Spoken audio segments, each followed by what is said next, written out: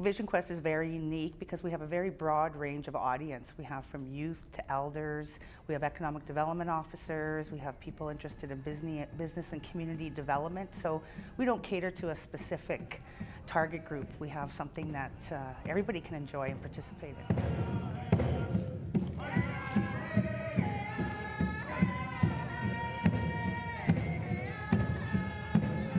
1997 was our first Vision Quest conference, and it was originally planned to be a one-time event, but because of the success of it, we continue to plan year after year, and it's continued to grow year after year. And this year I'm very proud of the fact that we expanded our conference on the 3rd floor. Our delegation has been growing year after year, so we're accommodating that this year with a larger plenary session and an expanded trade show.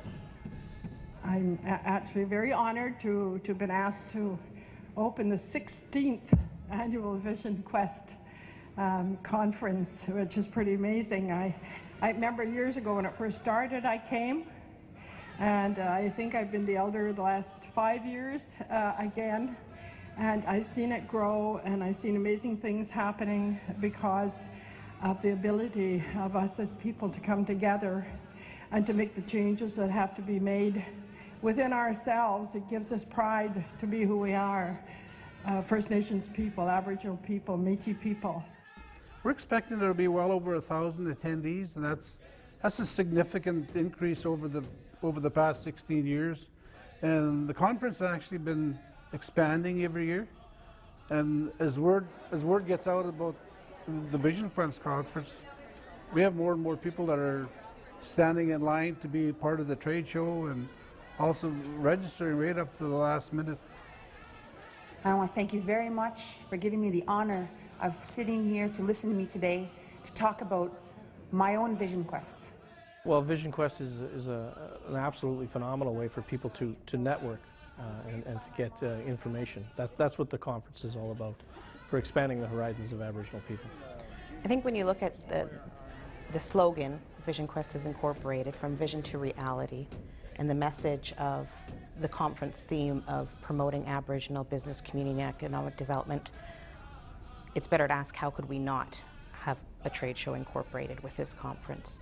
Those messages of having people in attendance, of what is their vision, and the potential people within the trade show of how can they make that a reality for those people.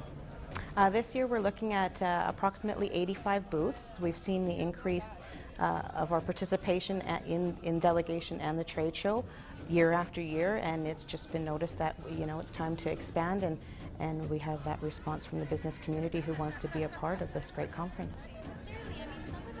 Well, we decided to open the doors to the general public because we think it's a great avenue for people to attend, whether you're a part of the delegation or the general public who's looking for information on various items or wanting to purchase gifts and support those who are participating. So the trade show was open from the opening day evening with some great local entertainment, and right through the conference to Thursday afternoon.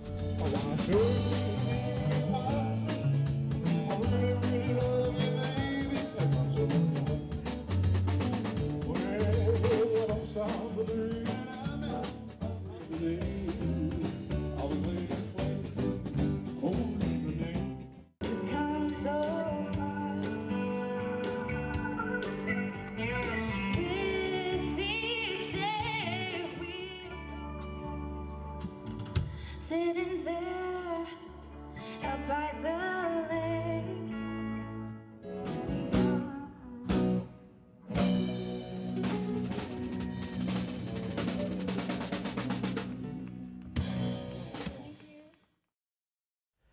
The hopes for this year's conference is to instill the great tradition that we have as far as bringing people together and inspiring youth, getting our youth involved, because our population is growing at such a large rate, and we need to get our people educated. We need to get them into the workforce.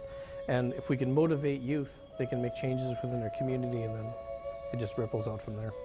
The intent of our youth program is to inspire, motivate, and to provide necessary tools for our youth to become successful leaders in their communities, or political leaders, or business leaders. I've heard people stand up there, and say, I really want to help our people. I want you to vote for me.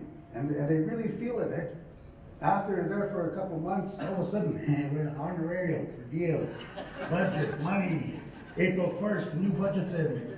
And that's what it became. Am I right here? Yeah. We turn honest people dishonest. Youth program is fun. It's exciting. It's an opportunity to learn. It's educational. It's having it interactive makes it a lot more fun.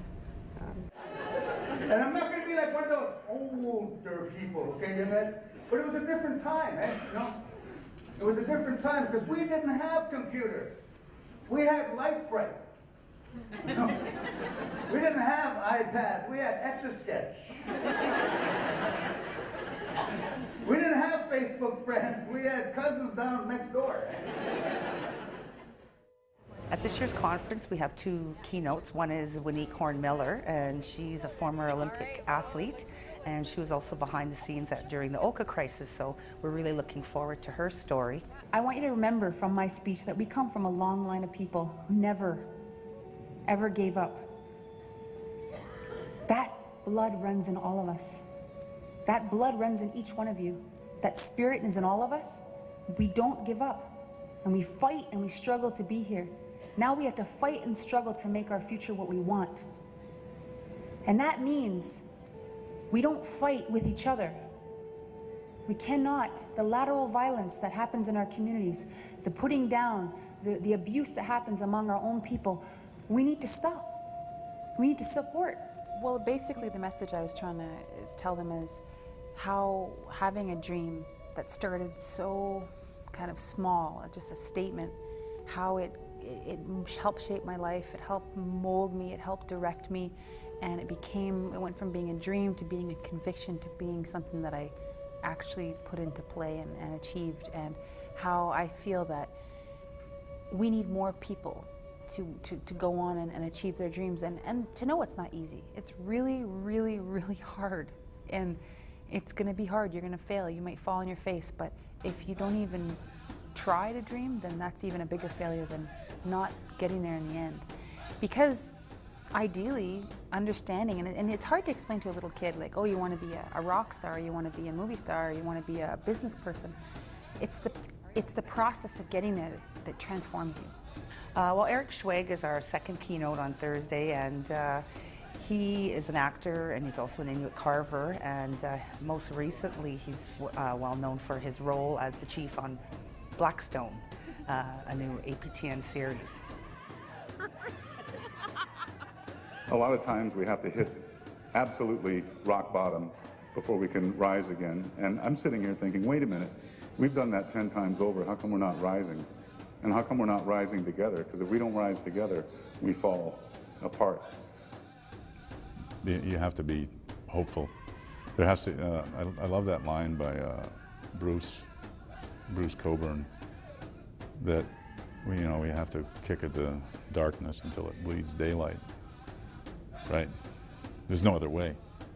If you sit still, you're just a target for yourself. So I mean, we just have to move. Like being on, you watch those documentaries on Everest, people that get lost in Everest.